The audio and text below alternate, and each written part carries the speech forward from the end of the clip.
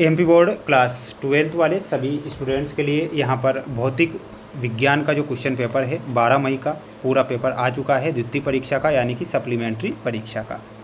सभी बच्चों को मेरे द्वारा आज जो प्रश्न पत्र बताया जा रहा है माय डियर फ्रेंड्स, इस क्वेश्चन पेपर को आपको 100% देखना है, यानी कि जो पेपर बता रहा हूँ 100% ये पूरा पेपर देखना है, जिससे कि आपकी परीक्षा में हेल्प हो सके। चैनल पर जितने बच्चे नए हमारे साथ अगर आज जुड़े हुए हैं तो चैनल को सब्सक्राइब आपको ज़रूर कर लेना है। एक महत्वपूर्ण बात मेरी यहाँ पर सुनिएगा, मेरे द्वारा आपको 4 सेट पेपर IMP यानी कि इम्पोर्टेंट क्वेश्चन के तौर पर बताए जा रहे हैं, मोस्ट प्रश्न बताए जा रहे हैं जो कई बार परीक्षाओं में पूछे गए हैं। इसलिए आप इन प्रश्नों को याद जरूर करें, क्योंकि आप जानते हैं कि क्वेश्चन रिपीट होते हैं और इस बार भी परीक्षा के लिए रिपीट होंगे। ठीक है, आइए शुरुआत करते हैं हमारे मोस्ट इम्पोर्टेंट प्रश्न से जो आपको परीक्षा में दिए जाएंगे। प्रश्न यहाँ पर आप देखिएगा प्यारे विद्यार्थियों, आपकी स्क्रीन के सामने पहला प्रश्न पूछा गया है कि n प्रकार के अर्धचालकों में बहुसंख्यक आवेश वाहक होते हैं। तो इसमें आपका जो सही आंसर हो जाएगा इलेक्ट्रॉन बहुसंख्यक आवेश वाहक होते हैं। तो यहाँ पर आपको इलेक्ट्रॉन करेक्ट उत्तर के रूप में याद कर लेना है।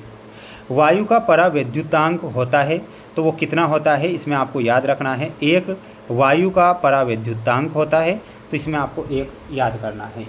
चैनल पर जितने बच्चे हमारे साथ नए जुड़े हुए हैं माय डियर फ्रेंड्स, चैनल को सब्सक्राइब आप जरूर करें, क्योंकि आपके लिए इतने मोस्ट इम्पोर्टेंट क्वेश्चन के जो पेपर बता रहा हूं इनमें से कई सारे प्रश्न बनेंगे जो आपको पास करा सकते हैं। गतिमान आवेश उत्पन्न करता है, तो गतिमान जो आवेश होता है वह चुंबकीय क्षेत्र और विद्युत क्षेत्र दोनों को उत्पन्न करता है। तो इसमें आपको लिखना है चुंबकीय क्षेत्र और विद्युत क्षेत्र। अगला क्वेश्चन देखिएगा, आपकी स्क्रीन के सामने है। किरचॉफ का धारा वितरण का प्रथम नियम पालन करता है, तो प्रथम नियम जो पालन करता है वो आवेश संरक्षण के नियम का पालन करता है। तो यहाँ पर आपको लिखना रहेगा आवेश संरक्षण का नियम। अगला प्रश्न देखिएगा, अगला प्रश्न ये रहा आपकी स्क्रीन के सामने। कौन सी घटना प्रकाश की तरंग प्रवृत्ति नहीं दर्शाती है? कौन सी घटना है? तो इसमें आपको लिखना है प्रकाश वैद्युत प्रभाव को नहीं दर्शाती है। तो यहाँ पर आपको प्रकाश वैद्युत प्रभाव करेक्ट उत्तर के रूप में बताना रहेगा। मेरे सभी प्यारे भैया बहन, चैनल को सब्सक्राइब जरूर कर लेना, क्योंकि बेस्ट जो क्वेश्चन होते हैं IMP मोस्ट इम्पोर्टेंट जो प्रश्न होते हैं वही मेरे द्वारा बताए जाते हैं। और ये तीसरा नंबर का सेट पेपर मैं चैनल पर अपलोड कर रहा हूँ, जो कि आपकी परीक्षा की दृष्टि से मोस्ट इम्पोर्टेंट है। प्रकाश वैद्युत प्रभाव की खोज किसने की थी? तो इसमें आपका सही आंसर क्या हो जाएगा? हेनरिच हर्ट्ज ने प्रकाश वैद्युत प्रभाव की खोज की थी। तो यहाँ पर आपको हेनरिच हर्ट्ज ध्यान रखना है। इसके बाद हम बढ़ेंगे हमारे अगले प्रश्न की ओर। आप देख सकते हैं आपका अगला क्वेश्चन ये रहा आपकी स्क्रीन के सामने। 1 कूलम्ब आवेश में इलेक्ट्रॉन होते हैं, तो इसमें आपको लिखना है 6.25 मल्टीप्लाई 10⁻18 इलेक्ट्रॉन। चुंबकीय क्षेत्र रेखा के किसी बिंदु पर खींची गई, उस बिंदु पर परिणामी चुंबकीय क्षेत्र की दिशा दर्शाती है। तो इसमें आपका सही जो आंसर होगा स्पर्श रेखा। ठीक है, तो यहाँ पर आपको क्या लिखना रहेगा? स्पर्श रेखा लिखना है। ठीक है, विद्युत चुंबकीय तरंगों के संचरण की प्रकृति होती है, तो प्रकृति होती है अनुप्रस्थ होती है। तो यहाँ पर आपका आंसर हो जाएगा अनुप्रस्थ। बढ़ेंगे अगले प्रश्न की ओर। अगला प्रश्न देखिएगा। प्रकाश की घटना से ऊर्जा का पुनर्वितरण होता है, तो प्रकाश के व्यतिकरण की घटना के कारण। यहाँ पर आपको क्या लिखना है? व्यतिकरण।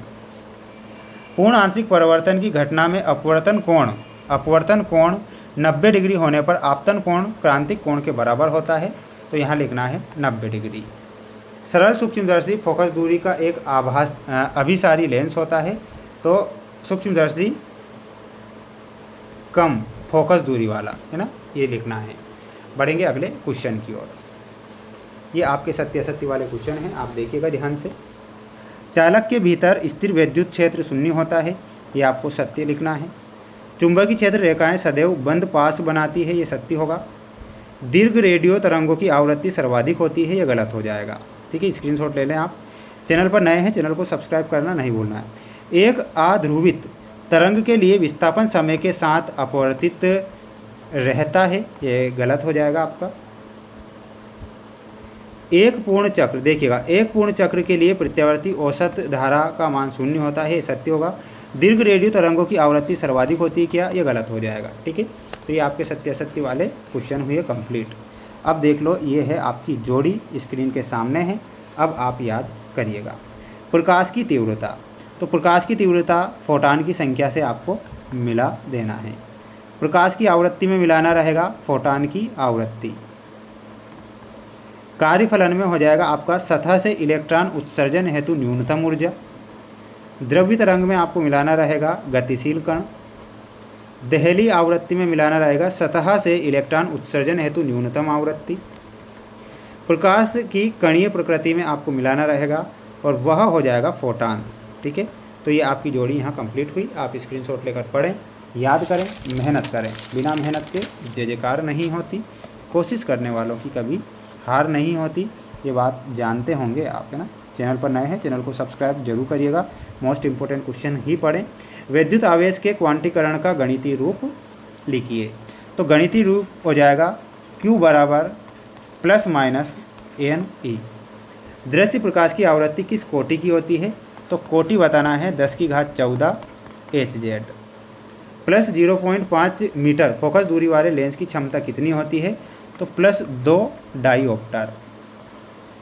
यहाँ पर क्या लिखना है, +2 डायोप्टर। ठीक है। अन्योन्य प्रेरकत्व का एसआई मात्रक लिखिए। तो इसका एसआई मात्रक होता है हेनरी। प्रत्यावर्ती धारा का वर्ग माध्य मूल मान लिखिए। तो इसका मूल मान आपको कमेंट बॉक्स में मुझे ज़रूर बताना है। चैनल पर नए हैं, चैनल को सब्सक्राइब करना आप सभी बच्चों को नहीं भूलना है। इसके बाद देख लीजिए, ये आपके मोस्ट इंपॉर्टेंट क्वेश्चन है, स्क्रीनशॉट ले लीजिए आप, है ना। चैनल पर नए हैं, चैनल को सब्सक्राइब जरूर करना है ना। तो ये प्रश्न थे आपकी स्क्रीन के सामने, जो कि मोस्ट इम्पोर्टेंट थे। किसी प्रकार से रियल या वायरल पेपर के चक्कर में नहीं पढ़ना है ना। ये 3 सेट पेपर मैंने चैनल पर डाल दिए हैं, चौथा, पाँचवा, छठा, 6 सेट पेपर या 4 सेट पेपर डाल दूंगा। चारों सेट पेपर में से पास होने लायक तो प्रश्न फंस जाएंगे। ठीक है, बिल्कुल सभी बच्चे चैनल को सब्सक्राइब करना ना भूलें। जितने बच्चे वीडियो को देख रहे हैं, आपके लिए ही मेहनत और प्रयास लगातार कर रहा हूँ। और बिल्कुल आप सभी बच्चे चैनल को सब्सक्राइब जरूर करें। यहाँ पर हमारे सेट पेपर कंप्लीट हुए। ये किसी दूसरे सब्जेक्ट के सेट पेपर है ना, अर्थशास्त्र का है ये ना। मोस्ट इम्पोर्टेंट है ओनली।